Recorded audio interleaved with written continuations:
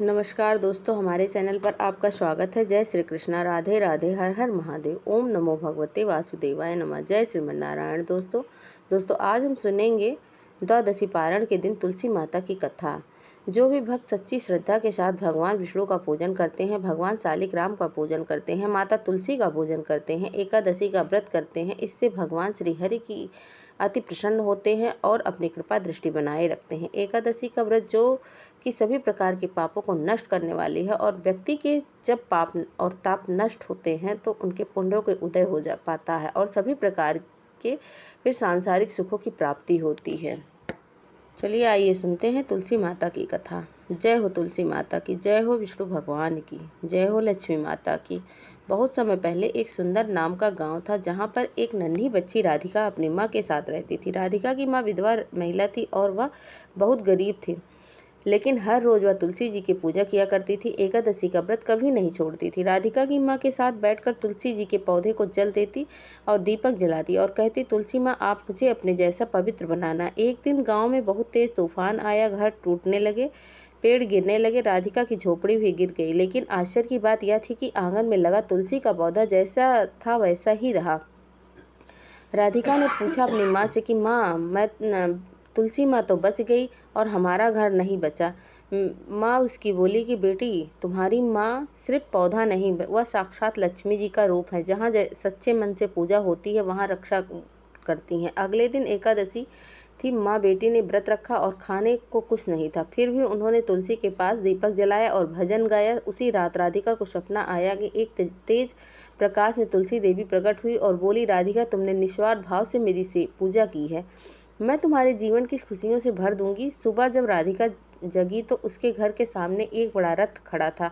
उसमें से एक राजा उतरा और बोला, मुझे सपना में देवी तुलसी जी ने दर्शन दिया है और कहा है कि इस घर की लड़की को मैं अपने महल की बेटी बनाऊं। राजा ने राधिका को अपने साथ ले गए, पढ़ाई, शिक्षा और संस्कार दिए। वह बड़ी होकर जब एक विदुषी और दयालु रानी बनी और गांव में हर एकादशी को तुलसी महोत्सव मनाने की परंपरा शुरू कर दी। तुलसी देवी सच्ची भक्ति और श्रद्धा से प्रसन्न होती हैं।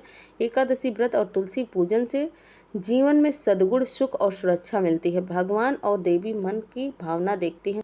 जय हो तुलसी माता की, जय हो विष्णु भगवान की, जय हो लक्ष्मी माता की। आइए चलिए सुनते हैं तुलसी माता की दूसरी कथा।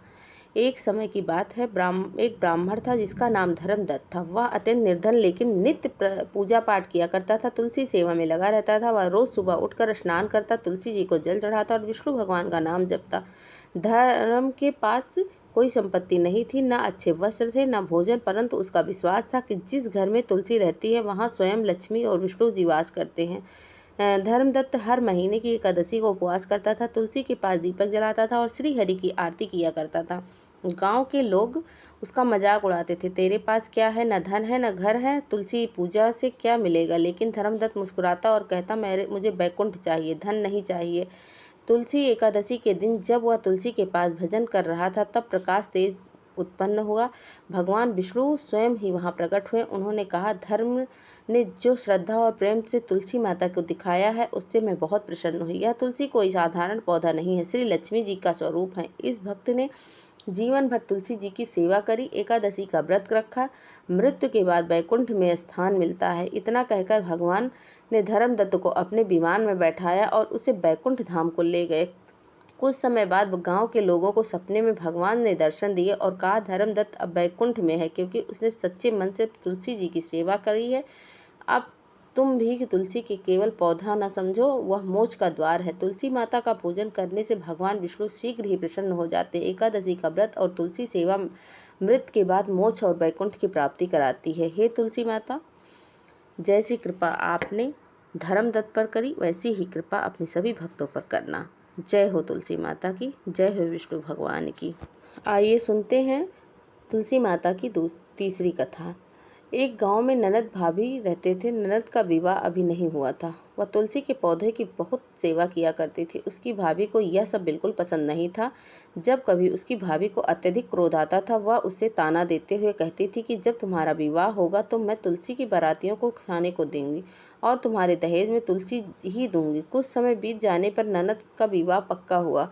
विवाह के दिन भाभी ने अपनी कथनी के अनुसार बारातियों के सामने तुलसी का गमला फोड़ दिया और खाने के लिए कहा। तुलसी की कृपा से वह फूटा हुआ गमला अनेकों स्वादिष्ट पकवानों में बदल गया। भाभी ने गहनों के जगह नाम पर तुलसी की मंजरी से बने गहने पहना दिए और वह सुंदर सोने जवाहरात से बदल गया। भाभी ने वस्त्र के स्थान पर तुलसी का जनेऊ रख दिया, वह रेशमी वस्त्र में बदल गया। नंद के ससुराल में उसे दहेज की बहुत प्रशंसा हुई।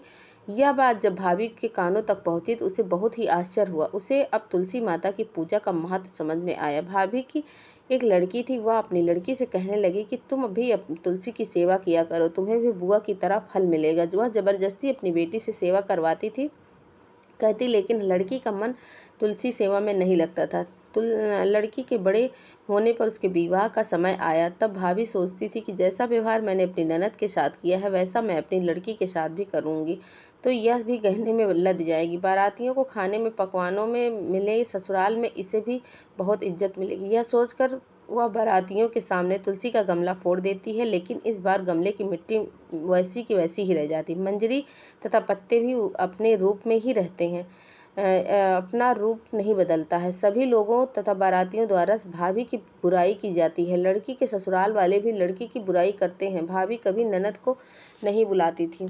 भाई ने सोचा मैं बहन से मिलकर आता हूँ। उसने अपनी पत्नी से कहा और कुछ उपहार बहन के पास ले जाने के लिए बात कही। भाभी ने थैले में ज्वार भरकर कहा कि और कुछ तो नहीं है, तुम यही लेके जाओ। वह दुखी मन से बहन के पास चला गया। यह सोचता रहा कि कोई भाई अपनी बहन के घर ज्वार कैसे ले जा सकता है। यह सोचकर वह एक गौशाला के पास रुका और ज्वार का थैला गाय के सामने पलट दिया। गाय पालने वाले ने कहा कि आप यहाँ गाय के सामने हीरे मोती तथा सोने क्यों डाल रहे हैं। यह देखकर भाई को बड़ा आश्चर्य हुआ और उसने सभी हीरे मोती को उठाया, सोना वापस अपने थैले में रख लिया। भाई ने सारी बात अपनी बहन को बताई और बड़ी खुशी खुशी से उसने हीरे मोती और जेवर अपनी बहन को दे दिए। दोनों भाई बहन एक दूसरे को देखकर अत्यंत प्रसन्न हुए। जैसी कृपा आपने नंद और भाभी पर की, वैसी ही कृपा अपने सभी भक्तों पर करना। जय हो तुलसी माता की। आइए सुनते हैं तुलसी माता की चौथी कथा। भगवान विष्णु की जय हो, तुलसी माता की जय हो। किसी गांव में एक बुढ़िया रहती थी। उसके पास ना घर था, ना ही ढंग का खाने को था, ना ही लेकिन बहुत ही धार्मिक प्रवृत्ति की थी। भगवान विष्णु की परम भक्त थी। हर दिन वह तुलसी माता को जल देती थी, उसकी पूजा करती थी, भगवान विष्णु का नाम जपती थी। परंतु उसके पास पूजा की सामग्री न थी, ना धूप था, ना ही दीप था, ना मिठाई थी। फिर भी वह सच्चे मन से तुलसी माता को प्रणाम करती और कहती, भगवान मेरे पास तो कुछ भी नहीं है, पर मेरा प्रेम और श्रद्धा तुम्हारे लिए है। एक दिन गांव में देव उठनी एकादशी आई। गांव की सारी औरतें तुलसी विवाह की तैयारी में जुटी हुई थीं। साड़ियां, मिठाई, फल, माला आदि लाई और शालिग्राम जी के तुलसी का विवाह रचा दिया। बुढ़िया को यह सब देखकर बहुत दुख हुआ, क्योंकि उसके पास कुछ भी नहीं था, पर वह हार नहीं मानी। उसने घर की एक पुरानी धोती धोकर सुखाई, थोड़ी सी मिट्टी से दीपक बनाया, तेल की जगह पानी डाला और तुलसी जी के सामने लेकर बैठ गई और बोली, हे विष्णु भगवान, मेरे पास 9 वस्त्र नहीं है, ना ही मिठाई है, ना ही घी है, बस यह दीपक है जिससे श्रद्धा की बाती है और प्रेम का पानी है। इस तुलसी विवाह को स्वीकार कीजिए। रात को चमत्कार हुआ। रात को जब बुढ़िया सो रही थी तब भगवान विष्णु और देवी लक्ष्मी स्वयं प्रकट हुए। उन्होंने बुढ़िया को दर्शन दिया और बोले, माँ, तुम्हारी भक्ति ने हमें बांध लिया है। तुम्हारे प्रेम ने हमें वह सुख दिया है जो सोने चांदी की पूजा में नहीं मिलता है। आज से जो सच्चे मन से तुलसी पूजन करेगा उसे वैसा ही फल मिलेगा जैसे तुमने पाया है। भगवान ने उसे आशीर्वाद दिया। उसका घर नया बन गया, उसके शरीर में फिर से जान आ गई और उसका घर खुशियों से भर गया। तुलसी माता जैसी कृपा आपने बुढ़िया माई पर की है, वैसी ही कृपा अपने सभी भक्तों पर बनाए रखना। जय हो तुलसी माता की। जय हो विष्णु भगवान की। जय हो लक्ष्मी माता की। जय श्री कृष्णा। राधे राधे। हर हर महादेव। ओम नमो भगवते वासुदेवाय नमः। जय श्रीमन नारायण।